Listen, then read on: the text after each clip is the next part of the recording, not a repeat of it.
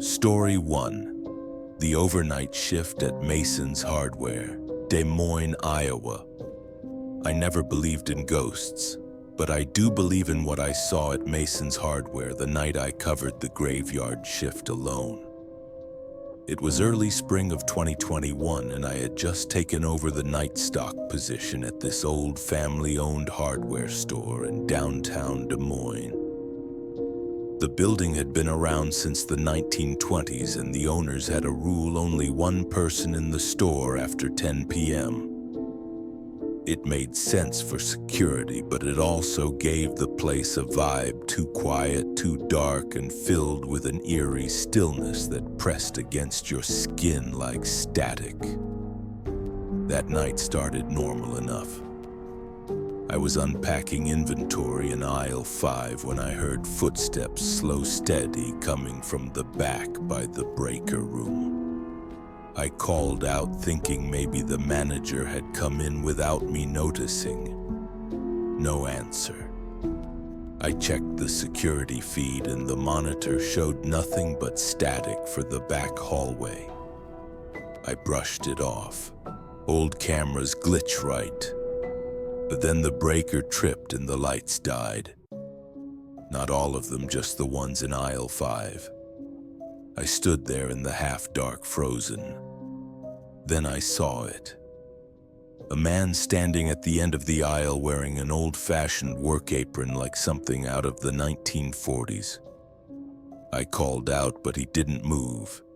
Then slowly he turned his head toward me and vanished, just gone. I ran to the breaker room to turn the lights back on. When I opened the door, I found something carved into the wooden wall. Raymond, 1952, buried here. I backed away, fast hands shaking. The next morning, I asked the manager about it. He went pale and said Raymond was his grandfather who vanished while working in the basement during renovation. In 1952, they never found his body. The cops blamed it on a construction accident, but the store never reopened that part of the building.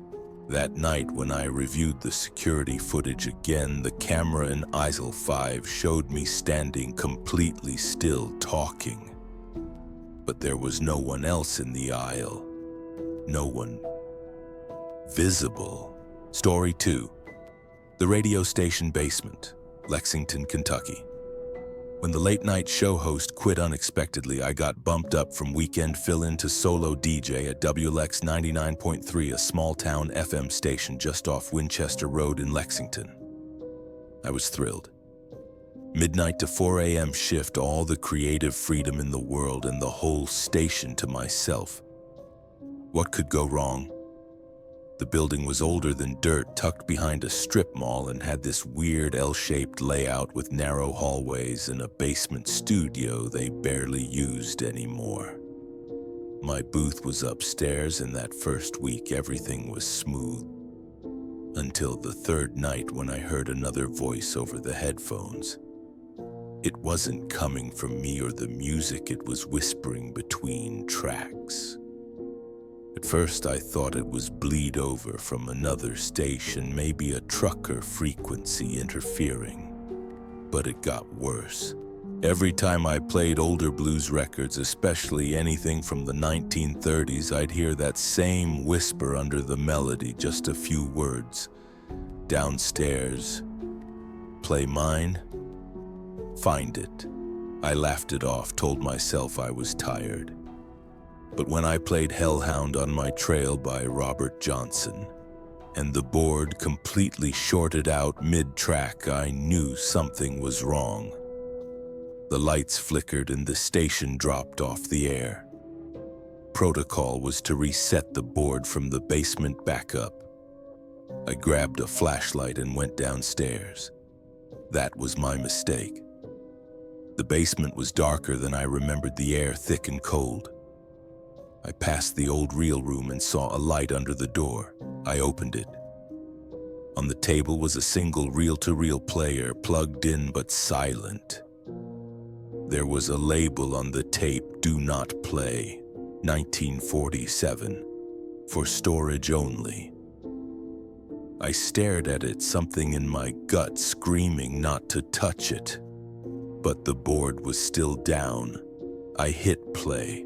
It started slow static, a faint humming, and then a voice deep and scratchy like it had been dragged across a gravel road. "You brought me back. Now keep me here." Then something slammed the door behind me. I turned around to see a shadow, tall, thin, with no face, just a white radio dial where its head should have been spinning rapidly. The room got unbearably cold. I ripped the tape off the player and ran upstairs. The board rebooted the moment I destroyed the reel. I didn't sleep that day. The next night I came in and the manager left a note on my desk. "Don't touch the basement again. We've already lost 2 DJs down there." I thought it was a joke until I checked the employee memorial photo wall in the lobby. There were 2 names I didn't recognize. Both had died in 1947.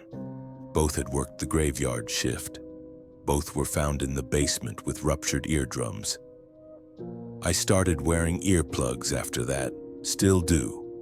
Sometimes even now I hear that hum in the static between stations. Story 3. The cleaning contract at St. Catherine's Hospital, Tucson, Arizona. I've worked as a night janitor for 15 years, but nothing, and I mean nothing, prepared me for St. Catherine's. In 2019, I picked up a 3-week contract to clean the old north wing of the now mostly defunct St. Catherine's Hospital in Tucson. The building had closed most of its operations years earlier, but the north wing still housed records, some medical equipment, and old patient files. My shift ran from 9 p.m. to 4 a.m. solo, and they gave me a master key and a warning: don't go past the red doors at the end of the east hallway. They didn't say why. I didn't ask. I figured it was mold or asbestos. First couple nights were fine, just dusty rooms and the occasional scratchy radio interference from the security guys upstairs. But on the 5th night, as I swept near the east hallway, I heard crying. It was faint but unmistakable, like a woman softly sobbing. I followed it to the red double doors. Locked, of course. I called out, "Hello, you okay?" And the crying stopped. Dead silence. I turned to walk away and felt the doorknob jiggle behind me. That's when the air got heavy and I noticed the temperature drop fast. I could see my breath, inside a desert hospital. I noped out and went back to the lobby, convinced maybe I'd imagined it. But the next night it escalated. Around 2:45 a.m., every door I'd just closed was now wide open. Not a jar propped wide like someone had walked through each one. When I checked the supply closet, the mop water was blood red. I blinked, looked again, and it was clear. I almost walked off the job right then, but I needed the money. I made the mistake of telling the security guard about it. He went pale and muttered, "You heard her, didn't you?" I nodded and he whispered they used to call her the Screamer. Room 421, she died in 1963 during shock therapy. No staff, just her alone on the gurney. They say her voice was the last thing heard before the power blew. I didn't believe him. Until my final night. Just after 3 a.m., I was in the east hallway again. This time, the red doors were open. Not just unlocked, wide open. Against every bone in my body screaming at me, I walked through. Room 421 was down a pitch-black corridor. I found it by the flickering light bulb overhead swinging violently. Inside was a rusted bed frame, old leather straps still attached. On the wall was a message scratched deep into the paint: "Don't listen." And then I heard it. A scream so loud, so high-pitched it cracked the bulb above me. My ears bled instantly. I dropped to the floor, clutching my head. and in the corner, barely visible, stood a figure, a woman in a hospital gown, mouth open wider than it should be humanly possible, just shrieking. I crawled out and ran, didn't stop until I hit my car. I quit the next day. They didn't ask why, and I never set foot in a hospital again, not even as a visitor. Story 4. The Surveillance Warehouse, Modesto, California. My name's Tyler, and back in 2020, I was between jobs when I landed a temporary gig through a staffing agency, overnight surveillance operator at a private warehouse outside Modesto. The warehouse stored sensitive electronics and surveillance gear for a private security contractor. My job was simple: watch the live feed on a dozen screens, log any motion alerts, and do a walkthrough once per shift. Seemed like easy money. The place was massive: metal rafters, concrete floors, no windows. The lights ran on motion sensors, so most of the building stayed dark unless you passed through. That first week was uneventful until one night at 3:11 a.m. I got a motion alert from camera 6, which faced a locked service hallway. I looked, nothing, just darkness. But the sensor was still blinking red, detecting movement. I assumed it was a rat or bad wiring. Then camera 7 triggered, then camera 8. I watched as something moved through the warehouse. No shape, just flickers, shadows dancing faster than they should. I got up and walked the floor, flashlight in hand. The motion sensors lit up ahead of me as I walked, but then they started lighting up behind me too, like someone was following just out of reach. I called dispatch, but the line crackled, then died.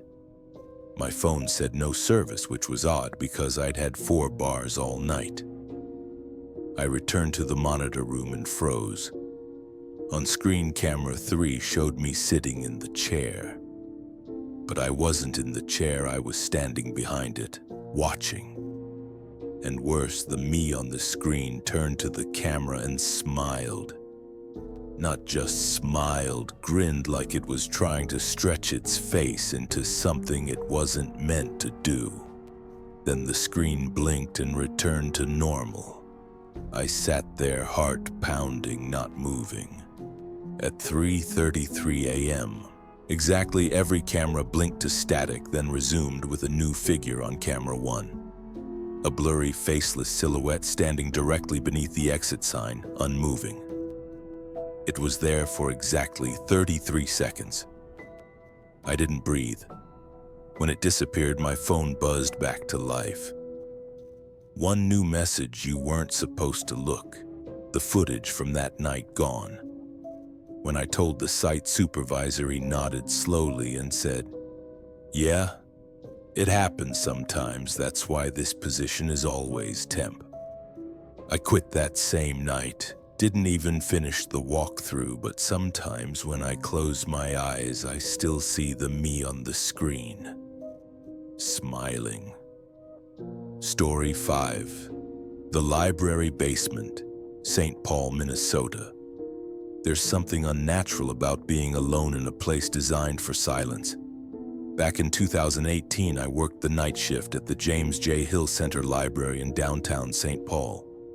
The main reading rooms were majestic, dark oak shelves, velvet drapes, high cathedral ceilings, but it was the basement archive that was my responsibility. My job was to digitize old blueprints and rare manuscripts, catalog them, and upload to the historical preservation server. The archives were underground, 2 floors below the public stacks, and no cell signal ever made it down there. Just you, the hum of old servers, and a single exit door that always slammed like a shotgun. The 3rd week into the job, things started going wrong. First, the old fluorescent lights began buzzing louder than usual, flickering like they were reacting to something unseen. Then the server began auto-saving blank documents files I never created, all labeled the same. Don't wake her. I thought it was a glitch. Then one night around midnight, I dropped my USB and bent down to pick it up. That's when I saw the shoe. Just a single black 1940s-style women's heel poking out from behind the far bookcase. I called out thinking someone had wandered in. No answer. When I turned the corner, nothing. Just empty stacks. But the shoe was gone. I locked up early, left fast. Next shift, I arrived to find a new folder already open on my screen. She wants out. Inside were photographs. Old photos from 1939 showing a woman standing in the archive room, her face partially burned out like the negatives were overexposed, but her dress and shoes matched the one I saw. A name was scribbled on the bottom of one photo, Clara Denville. Drowned in flood 1942. There had been a major flooding incident that year. The lower archives were submerged. Several were trapped, including Clara, a records assistant. She'd been trying to save the microfilm reels when the water rushed in. Her body was never recovered, only her shoe. I asked my supervisor, but they refused to talk about it. That night, I stayed late scanning another batch of files. Around 12:40 a.m., the power dipped. Not fully out, just dimmed like the whole room exhaled. The air got dense. I turned and saw her, Clara, standing behind the server rack. Wet hair clinging to her face. Dress soaked and dripping onto the floor that was somehow dry. Her mouth opened as if to speak, but no sound came, just the gurgle of water and a scent of rotting paper. I bolted. Ran straight up the stairs and didn't stop until I hit streetlight. The next day I called out. 2 days later I quit. They never asked why. When I passed the Hill Center months later, I saw the basement windows had been bricked up, as if sealing something in or out. Either way, I never looked back.